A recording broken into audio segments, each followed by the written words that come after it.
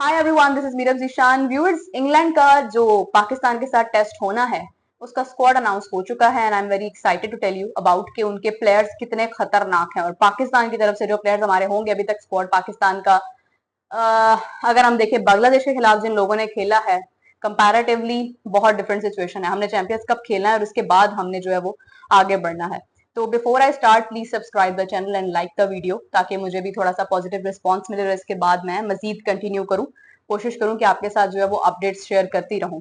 तो स्टार्ट करते हैं। Ben Stokes, Shoaib Bashir, Harry Brook, Ben Duckett, Jack Leach, Ollie Pope और जो रूट और उसके बाद ओली स्टोन और बहुत सारे और नाम है। इसमें नए लोग भी हैं और स्पेशली इसके अंदर जो उन्होंने नई एडिशन की है जो खतरनाक प्लेयर्स की वो बहुत अमेजिंग है। जोफ्रा आर्चर इसके अंदर नहीं है। मुझे लगा था जोफ्रा आर्चर होंगे और पाकिस्तान को उसके बाद पट्टियां बांध कर आना पड़ेगा अपने बचाव के लिए, लेकिन ऐसा हुआ नहीं। जोफ्रा आर्चर नहीं है। मार्क वुड ऑलरेडी अनफिट है, वो मैच का हिस्सा नहीं होंगे। लेकिन एक मजे की बात यह है कि जितने भी प्लेयर्स इनके होंगे, जो भी प्लेइंग 11 ये बनाएंगे, यानी कि 17 पीपल एंड उसके अंदर से जो ये प्लेइंग 11 बनाएंगे वो सब के सब बैटिंग हो, बॉलिंग हो, फील्डिंग हो, कैच पकड़ना हो, कुछ भी करना हो उसमें माहिर है। इनमें ये नहीं है कि कोई कैप्टन है तो वो ज्यादा स्ट्रांग है। इनमें हर बंदा अपने अपनी डोमेन में स्ट्रांग है, अंडरस्टूड है और वेल डिफाइंड है कि उसको क्या रोल प्ले करना है वहां पर। वो एक अलग बात है कि श्रीलंका ने उन्हें बहुत टफ टाइम दिया, बहुत अच्छी क्रिकेट खेली है, उनको इस चीज की अप्रिसिएशन देनी चाहिए। श्रीलंका ने जिस तरह से जवाब दिया इंग्लैंड को इंग्लैंड के मैदानों में, तो वो उससे महसूस होता है कि वो वाकई में टेस्ट खेलने के लिए आए थे और वो एक अमेजिंग टीम है।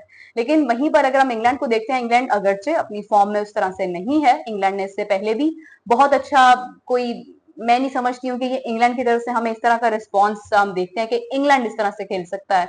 और उसके बाद स्पेशली श्रीलंका के खिलाफ जबकि ओली पॉप ने ठीक है मतलब 154 रन उन्होंने शायद बनाए या 156 बॉल्स पर, लेकिन ये है कि उसके बावजूद मैं समझती हूँ कि England could do more better than that. लेकिन इट्स ओके, जो हुआ सो हुआ। श्रीलंका के लिए तारीफ है, उनके लिए अप्रिसिएशन है, उनको कॉन्ग्रेचुलेशन है, बहुत बड़ी विन है उनके लिए। पाकिस्तान के ऊपर अब आ जाते हैं कि पाकिस्तान से आपको कौन नजर आता है। जनाब पाकिस्तान की बात करें तो सबसे पहले अब्दुल्ला शफीक, जिन्होंने इस बार बहुत वीक परफॉर्मेंस दिखाई है। साइम अयूब उनके साथ है। साइम अयूब एक बहुत अच्छा प्लेयर था, लेकिन हमने उनका मुस्तकबिल खुद खतरे में डाल दिया है। उनको जबरदस्ती T20 में ले जाकर, जबरदस्ती उनको सीरीज खिलाकर, जबरदस्ती उन्हें हर जगह पर फिट करके उसके बाद जो है वो शान मसूद, बाबर आजम, साउथ शकील और मोहम्मद रिजवान और जनाब आगे से आगे फिर उसके बाद तो आप कह ले कि मुश्किल ही सूरत हाल उधरती है। मतलब खुरम शहजाद अगर होंगे तो वो होंगे, सलमान अली आगा होंगे। लेट्स सी कि इसके बाद आगे कौन होता है। शाहीन, नसीम शाह, अबरार होते हैं नहीं होते हैं, डिपेंड्स ऑन द सिचुएशन। तो देखना यह है कि पाकिस्तान किस तरह से बाउंस बैक करता है, क्योंकि पाकिस्तान अपने होम ग्राउंड्स पर है और एक अलग ही हिस्ट्री चल रही है कि होम ग्राउंड्स पर हरा रहे हैं लोग। अगर हम देखें तो जैसे श्रीलंका ने इंग्लैंड को हराया है, इसी तरह से पाकिस्तान पाकिस्तान में बांग्लादेश से हारा है। तो अब दोबारा से पाकिस्तान पाकिस्तान में इंग्लैंड से भी ना हार जाए, जबकि मुझे कोई उम्मीद नजर नहीं आती। अगर मैं आपसे बहुत ऑनेस्ट होकर बात करूं तो मुझे उम्मीद नजर नहीं आती है। मैं बिला वजह तारीफ नहीं कर सकती हूँ किसी भी प्लेयर की कि नहीं वो बहुत अच्छा है, वो कर लेगा। ये टेस्ट में तो एक ही प्लेयर की बात होती है। एक प्लेयर अगर रन कर जाए, टिक जाए, वो वाला टिकना नहीं जो इमामुल हक टिके थे। वो स्लो वाली बॉलिंग नहीं चाहिए, बैटिंग नहीं चाहिए हमें। लेकिन एक प्लेयर अगर मतलब क्रीज ऑक्यूपाई करता है और रन्स करता है, मतलब उसका बल्ला बोलने लग जाता है, तो सिचुएशन बहुत बहुत डिफरेंट हो जाती है। मैच एकदम से आपके हक में हो जाता है।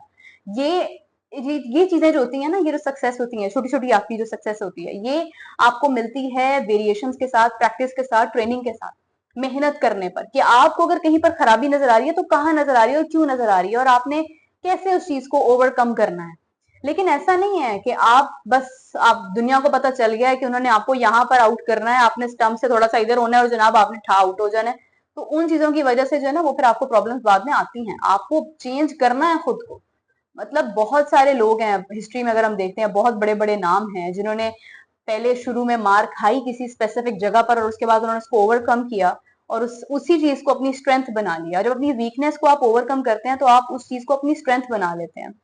इसी के साथ अगर हम बात करें तो पाकिस्तान की तरफ से जनाब हमारे जितने भी प्लेयर्स हैं बहुत ही नाजुक सूरत हाल में हैं, मेंटली भी फिजिकली भी। क्योंकि एक तरफ जो है वो बांग्लादेश की हार का प्रेशर, दूसरी तरफ जो है वो सेहत भी कोई बहुत अच्छी हमारे प्लेयर्स की रहती नहीं है। तीसरी जानेब हमारे प्लेयर्स कहीं ना कहीं इस वक्त ट्रेनिंग करते हुए नजर तो आ रहे हैं, मगर वो चीज नजर नहीं आ रही है जिसका हमें इंतजार है। खैर आगे बढ़ते हैं। एक चैंपियंस कप अंडर 19 का जो चैंपियंस का मैच था अंडर 19 का, वो भी फिलहाल पोस्टपोन हो चुका है। पता नहीं क्या स्टेडियम्स की सिचुएशन है क्या नहीं है, लेकिन अफसोस इस बात का है कि आपके सारे जो इवेंट्स हैं वो एक एक करके पोस्टपोन हो रहे हैं। कहीं पर कुछ हो रहा है, कहीं पर कुछ हो रहा है, कहीं पर आप मैच शिफ्ट कर रहे हैं, उस वजह से आपके क्रिकेट पर कितना अफेक्ट हो रहा है, नो बडी नोज दैट। खैर, एक और चीज आपके साथ शेयर करना चाहूंगी जो कि सुन के आपको भी अच्छा लगेगा, और अच्छा लगेगा या बुरा लगेगा ये मुझे आप कमेंट्स में बताइएगा कि क्या आप इस बात के साथ एग्री करते हैं या नहीं करते हैं। सौरव गांगुली ने कहा है कि I see a genuine dearth of talent in Pakistan. Pakistan के अंदर जनाब शदीद टैलेंट की कमी नजर आ रही है सौरव गांगुली साहब को। बात उनकी बात में दम है, लेकिन मुझे ऐसा लगता है कि टैलेंट की कमी नहीं है, कमी आपके डिसीजंस की है और आपकी टैलेंट को निखारने की है। टैलेंट तो है, टैलेंट है तो यही प्लेयर्स जो हैं वो दुनिया भर में इनका नाम जरूर है। शाहीन आफरीदी क्या, मोहम्मद रिजवान, बाबर आजम, इवन के शादाब का भी किसी वक्त में नाम होता था, इमामुल हक चले, मतलब बहुत ज्यादा उनकी फैन फॉलोइंग उस तरह से नहीं थी, लेकिन अगर आप हारिस रऊफ की बात करते हैं, नसीम शाह की बात करें, इन प्लेयर्स ने खेल कर ही अपना नाम बनाया है ना। तो टैलेंट तो है, लेकिन खराबी कहाँ पर आती है कि सिस्टम खराब है। सिस्टम ने बहुत कुछ खराब कर दिया है, सिस्टम के अंदर कमी है। हमें जहां पर एक मशीनरी होती है ना, एक फैक्ट्री है, वहां से आपने फैक्ट्री को यूज करना होता है क्योंकि आपने वहां से प्रोडक्ट निकालनी होती है। तो अगर वो फैक्ट्री की मशीनरी खराब हो तो क्या प्रोडक्ट निकलेगी। यही हिसाब हमारी क्रिकेट का है कि इस वक्त आप देखो कि एक पीसीबी है, एक इदारा है जिसने दुनिया भर में, पीसीबी का नाम है जिस तरह बाकी बोर्ड्स का नाम होता है, मतलब आपके पास एक बुनियादी ढांचा है, आपका इंफ्रास्ट्रक्चर स्ट्रांग है, हर चीज है आपके पास, लेकिन आप क्या करते हो कि आप अपने प्लेयर्स को बनाने की बजाय आप उनके ऊपर चीजें जबरदस्ती उनके सर पर डाल देते हो। अब इसमें प्लेयर्स भी क्या करेंगे, टैलेंट तो है उनके पास, लेकिन उनको बेहतर किसने करना है। प्लेयर्स की अपनी गलती पर भी आएंगे अभी, लेकिन इसका एक पहलू मैं आपको बताना चाहती हूँ कि अगर कोचेज हैं तो कोचेज उनके लिए क्या कर रहे हैं, आते हैं मैच के दौरान, टूर्नामेंट के दौरान, सीरीज के दौरान आते हैं उसके बाद वापस चले जाते हैं, कुछ भी नहीं है। आप प्लेयर्स की अपनी बात करते हैं कि प्लेयर्स खुद क्या कर सकते हैं। मेरे में अगर कोई कमी होगी ना, तो मुझे पता होगा कि मैं यहाँ पर खराबी कर रही हूँ, मैं गलती कर रही हूँ, और मुझे अगर उस चीज की फिक्र होगी कि भाई मैं जस्टिफाई नहीं कर रही अपनी ड्यूटी के साथ, अपनी जॉब के साथ, या अपने जो मेरी जिम्मेदारी है, मेरी जो रिस्पॉन्सिबिलिटी है, मैं उसके साथ जस्टिफाई नहीं कर रही हूँ, तो मैं उसके ऊपर काम करूंगी, मैं उसको बेहतर बनाने की पूरी कोशिश करूंगी। लेकिन अगर हमारे क्रिकेटर्स इस वक्त ये नहीं सोचेंगे कि भाई हम गलतियां तो कर रहे हैं, मतलब नजर आ रहा है कि हम परफॉर्म नहीं कर पा रहे हैं, तो हम क्यों परफॉर्म नहीं कर पा रहे हैं, हम गलती कहाँ पर कर रहे हैं, मिस्टेक्स कहाँ पर कर रहे हैं, उनको कौन ठीक कर सकता है, किसके पास जाएंगे तो वो हमें हेल्प करेगा। किसी के पास जाने की भी जरूरत नहीं है, इनका तजर्बा है, एक्सपीरियंस है, ये खेल चुके हैं। आज ये अपने से जूनियर लेवल के लोगों के साथ जब चैंपियंस कप खेलेंगे तो ये उनको क्या सिखाएंगे जब ये खुद ही कुछ नहीं कर पाए होंगे। मतलब कोई इनको रिस्पेक्ट क्यों करेगा जब वो देखेगा कि भाई इन्होंने क्या किया है। मतलब आप खुद देखो कि एक डिफरेंस जो है वो तो नजर आता है ना। अब इतने सारे प्लेयर्स जो हैं वो नए नए नाम हम देख रहे हैं जो चैंपियंस कप के अंदर हैं, जो बच्चे हैं जिनमें टैलेंट है, जिनके अंदर स्ट्रेंथ है, वो खेलना चाहते हैं, वो मुल्क के लिए खेलना चाहते हैं, वो अपनी एक क्योंकि जब आप यंग होते हैं ना, जैसे अब शोएब बशीर है, 20 ईयर्स ओल्ड इनकी एज है मेरे ख्याल में, यंग है। अब इनके अंदर जो एक स्पार्क है, वो वो चीज आपको जो है ना वो कैरी करनी पड़ती है life time. It's not about age, इसका एज से कोई ताल्लुक नहीं होता, इसका ताल्लुक आपकी नीयत से होता है, आपके मुल्क के साथ मोहब्बत से होता है। कि आप, या मुल्क को छोड़ दो, किसी भी आप प्रोफेशन में देख लो, आप सबके डिफरेंट, जितने भी लोग मुझे इस वक्त देख रहे हैं, डिफरेंट प्रोफेशन होंगे आप सबके, या घर के अंदर आपकी कोई रिस्पॉन्सिबिलिटी होगी, अगर आप उसके अंदर आपकी नीयत नहीं है तो आपको उसका फ्रूट नहीं मिल सकता, चाहे आप कुछ भी कर लो। तो यही है कि सौरव गांगुली साहब ने जो बात की है कि टैलेंट की शदीद कमी उन्हें नजर आती है, वो इसीलिए नजर आती है कि पीछे से पूरा सिस्टम ही खराब है। और दूसरा, प्लेयर्स को इतना यकीन हो चुका है कि हमने कहीं पर भी नहीं जाना, हमने यहीं पर रहना है, और हमने किसी को आगे आने भी नहीं देना, कि वो अगर नहीं भी खेलते हैं तो वो कहते हैं कि बस ठीक है, हमारी फैन फॉलोइंग इतनी ज्यादा है, हमें इससे क्या फर्क पड़ता है। मतलब आप लोग मॉडल्स तो नहीं हो, आप लोग सेलिब्रिटीज तो नहीं हो कि आपकी फैन फॉलोइंग से सब कुछ चल जाएगा। फैन फॉलोइंग तो इसीलिए है ना कि आप खेलते अच्छा थे।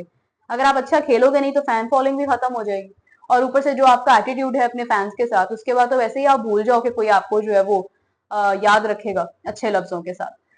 तो खैर बहुत सारी चीजें हैं। एक और चीज आपके साथ ऐड करना चाहूंगी कि अफगानिस्तान की बात हम कर रहे थे इससे पहले, जब मैंने वीडियो डाला उसके अंदर हमने बात की अफगानिस्तान के बारे में, और अफगानिस्तान के लिए I felt very sad at that time as well, क्योंकि मैच डिले होना, मैच का ना होना, टॉस डिले होना, बारिश होना, फिर फैसिलिटीज उस तरह से ना होना, यकीनन तकलीफ दे होता है। लेकिन देखिए ऐसी सिचुएशन जो है वो हो जाती हैं, अक्सर हो जाती हैं।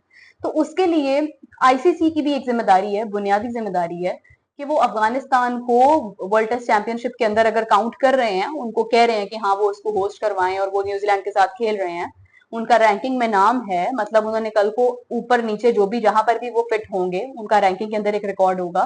तो आईसीसी को चाहिए कि आईसीसी इसके ऊपर पूरी तवज्जो दे, पूरी नियत के साथ। यहाँ पर भी नियत वाला फैक्टर आ जाता है कि मतलब आप उनको भी देखो ना भाई कि वो प्रॉब्लम का शिकार है, आप कम से कम आकर देखो तो सही कि जहां पर वो मैच खेल रहे हैं वो इस काबिल है या नहीं है। मतलब ठीक है, मुझे पता चला कि नोएडा के अंदर जो स्टेडियम जिसकी बात हो रही है वो प्रॉपर स्टेडियम की हैसियत नहीं रखता, लेकिन उसके पास 5 स्टार होटल भी था, दिल्ली के नजदीक भी था, दूसरी चीजें भी सारी जो भी मतलब एक यूजुअली होती हैं वो ठीक थी। लेकिन it it's not like that. मतलब आपको ये भी तो देखना है ना कि आप जिस मकसद के लिए वहां पर रुक रहे हो वो मकसद पूरा हो रहा है या नहीं हो रहा। तो एक जिम्मेदारी जो अफगानिस्तान की थी उसको फाइनल करना, वहां से लेकर आईसीसी की जिम्मेदारी कि उसको वो उनको दे रहे हैं ना, उनको बता रहे हैं कि हाँ ये बिल्कुल ठीक है। तो दोनों चीजें जो है वो साथ साथ हैं, मतलब पैरेलल हैं। तो आईसीसी को भी चाहिए था कि वो इसके ऊपर गौर करते और ये प्रॉब्लम सारी ना क्रिएट होती, अफगानिस्तान को इस तरह से परेशान ना होना पड़ता। और अफगानिस्तान की भी जिम्मेदारी थी कि वो भी देखते कि हाँ हमने यहाँ पर टेस्ट खेलना है, क्या ये इस काबिल है या नहीं है। अगर प्रॉब्लम थी तो और बहुत सारे स्टेडियम है भाई, आप फिर कहते कि हमें वहां पर भेज दें। साउथ इंडिया से तो मेरे ख्याल से उनको ऑफर हुई भी थी, वहां भी जा सकते थे। खैर, मजीद बातचीत का सिलसिला जारी करेंगे। अगर अभी तक आपने मुझे सब्सक्राइब नहीं किया तो मेरे चैनल को सब्सक्राइब कर दें, वीडियो को लाइक कर दीजिएगा और इसी के साथ मुझे इजाजत दीजिए। बाय।